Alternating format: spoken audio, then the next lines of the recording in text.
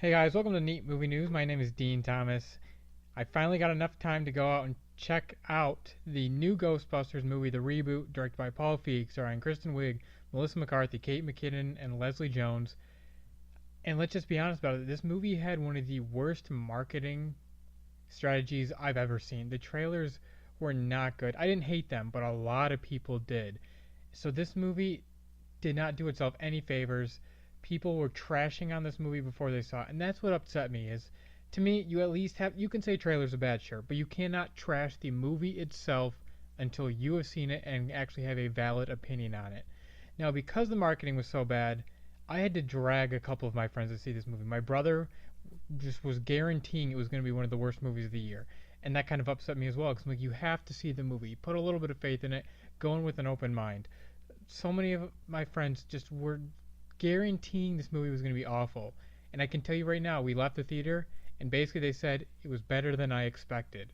And that's the thing about this movie. It is not the train wreck that people want it to be, expected it to be, and that the trailer showed it to be. This movie is actually very entertaining and very funny. I mean, it's directed by Paul Feig, the guy that did Bridesmaids, The Heat, Spy, all hilarious movies. Now, those are rated R, obviously, and Ghostbusters is PG-13, so that could have been a little bit of a concern. But overall, I think the new Ghostbusters movie is funny and very entertaining. The chemistry between the four Ghostbusters to me is great, especially Leslie Jones, Kristen Wiig, and Melissa McCarthy. Kate McKinnon's character is so goofy and kind of out there. Her interactions with the other Ghostbusters doesn't really matter all that much because it's just she's going to be weird on her own. And where a lot of people I've heard complaining about her that she felt like she was in a different movie, I can see their argument, and I definitely understand where they're coming from. But for me, she was entertaining, she was fun, and it seemed like the audience got the biggest laughs out of her. So I thought that the Ghostbusters themselves, the four girls, really worked. Their dynamic was so funny. I loved the way the characters came from. Leslie Jones' character, who in the trailer seemed very one note, very stereotypical sort of character, actually works really well in the movie. And that's the thing. The trailer does not. The jokes that happen in the trailer work better in the movie because comedy is all about timing and setup and getting to know the characters and then how it works. Trailers can't give that to you. When you finally see it in context in the full movie, it works so much better.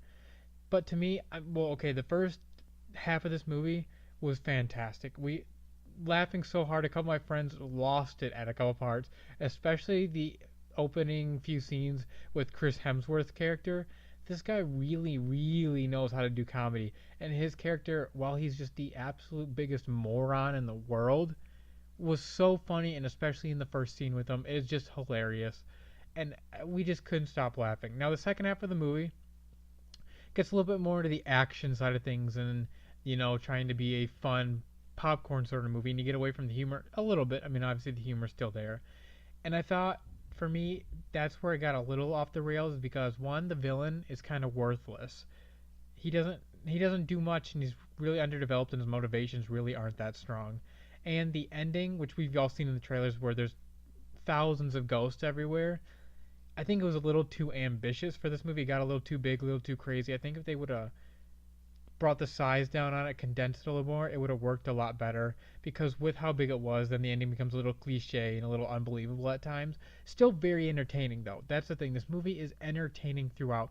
Even if a joke doesn't work or you hit a little bit of, if a joke does not work, there's another one coming soon enough that'll save it, or what's actually happening on screen is entertaining enough.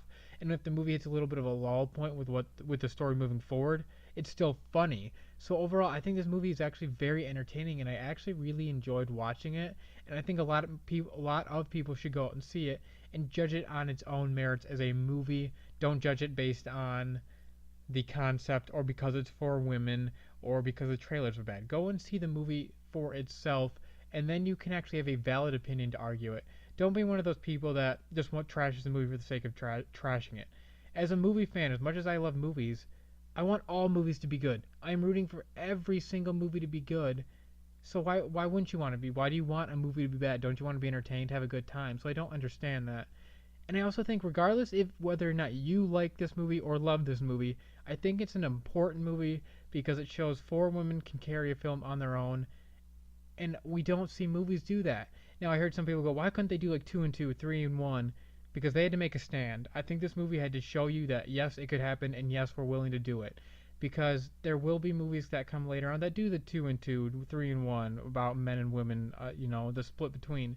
But this movie made a stand and said, we're doing it this way. We're going to prove to everybody that it can work. And for that, I really appreciate it because I think it was Paul Feig tweeted out a picture of Kristen Wiig with a bunch of little girls dressed up like Ghostbusters at the premiere. And that's what this movie is doing. It's giving women role models, little girls, things they can relate to, things that show them I can do this, I can be anything I want, and we need that more today.